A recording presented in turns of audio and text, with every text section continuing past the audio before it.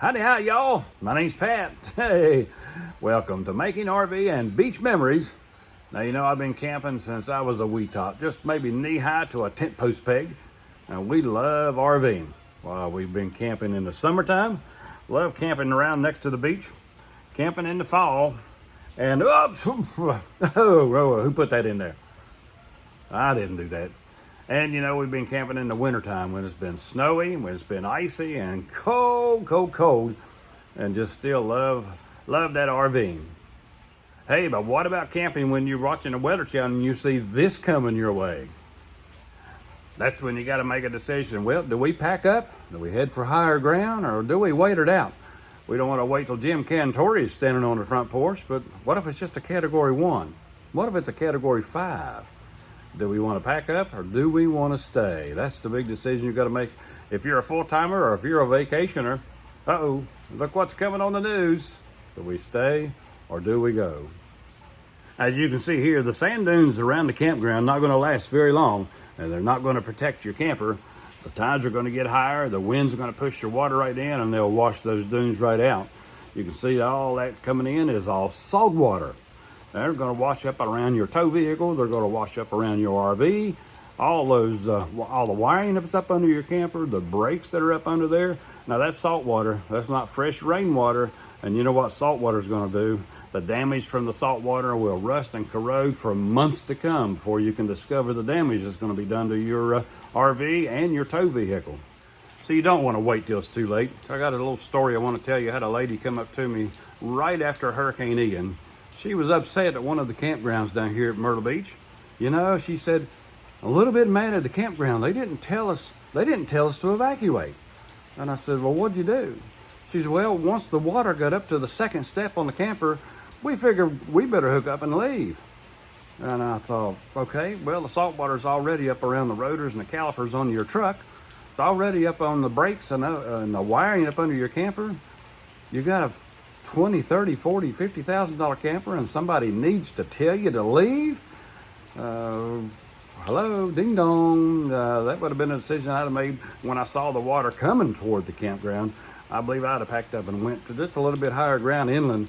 Wouldn't have been far for you to have to go, but I wouldn't have had to wait for the water to get around and have Jim Cantori knocking on my door before I'd have said, honey, we might want to pack up and leave.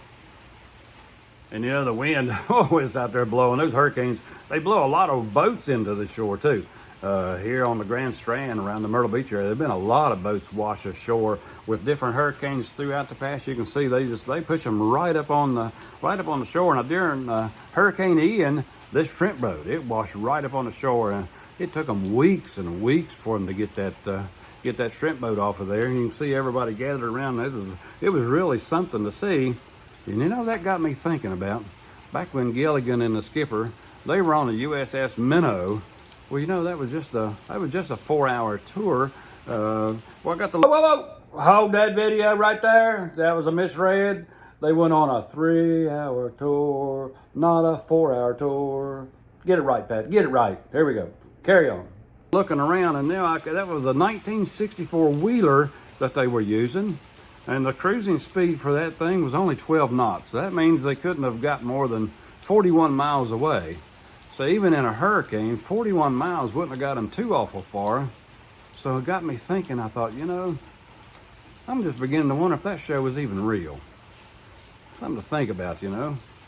Anyway, we're going to move right along, and sort of want you to keep thinking. If you get to watching the news and you see a hurricane coming your way on the campground, don't take any chances. If it's Category 1 or a Category 4, pack up your camper and head inland at least a good ways away. Get on higher ground to protect your family and your RV, and you know, you just don't want to mess around with some of these hurricanes. Again, my name's Pat, and me and Glenna are so glad you've tuned into our little RV YouTube channel. We've had a lot of fun with it. Hope you learned a little bit if you're watching the news channel and you see a hurricane, you know, coming your way. Pack up that camper and head away from it. Thanks for watching. Hey, if you haven't subscribed yet and joined our little family there, you can join our RV and making memories, beach memories with us.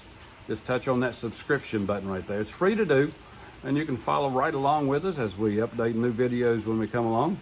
hit the like button there. I like to see that you like the video, and YouTube, they like to know that you're liking the videos too. And leave me a comment. I'll answer every comment that I get. And we just have a blast doing all this for you, and maybe a little chuckle along the way too. So again, thanks for watching. And as me and Glenna will always tell you, when we're making RV memories, we want God to bless you, everyone.